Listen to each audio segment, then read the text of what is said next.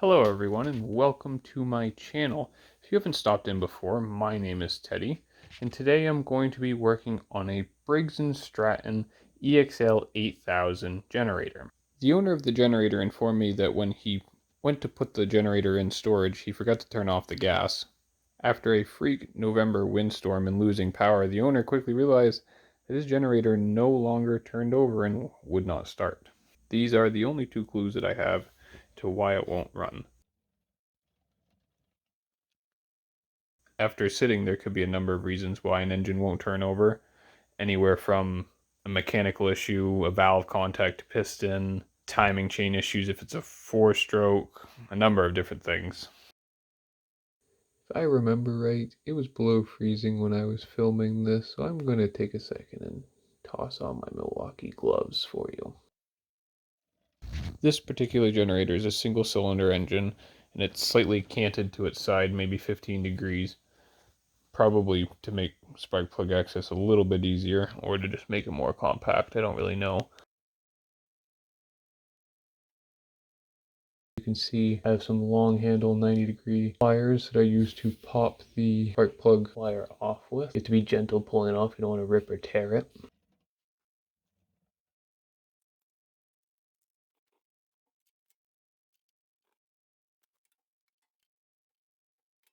When opening an engine, it is always wise to remove any debris from the surrounding work areas.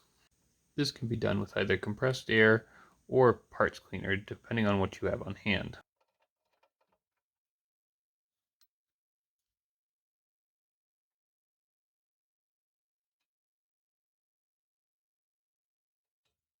If you look closely, you can see that the plug is completely coated in oil and reeks heavily of fuel. The oil is not really that surprising considering how infrequent and the varying degrees of length of time that a generator is run. It's not surprising that a little bit of an oil buildup on that.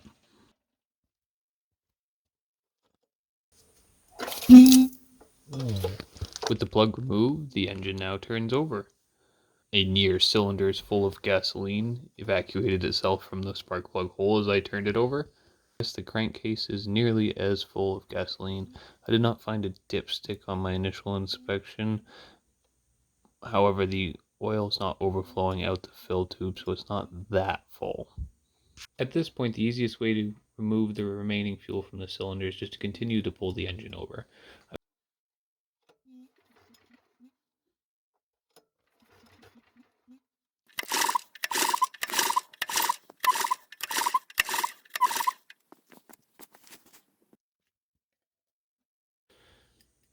With all the fuel removed from the cylinder, I went and grabbed some Maxima Oil's contact cleaner to just touch up around where I'd spilt fuel pretty much all over the engine from pulling it over.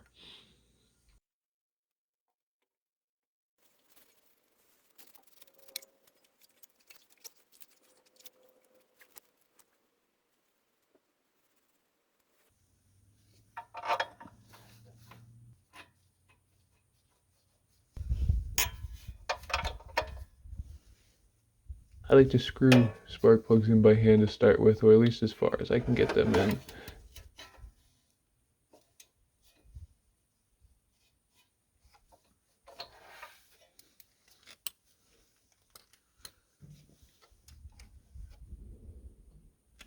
With the spark plug boot back on, I turn the fuel on, turn the ignition to run, and pull it over by hand just in case there's any sort of engine damage from the fuel. You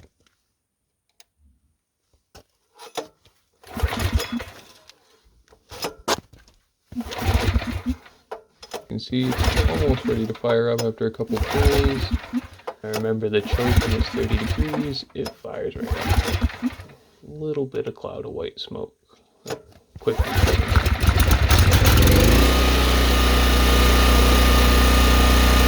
Just like that, everyone, we have a running generator.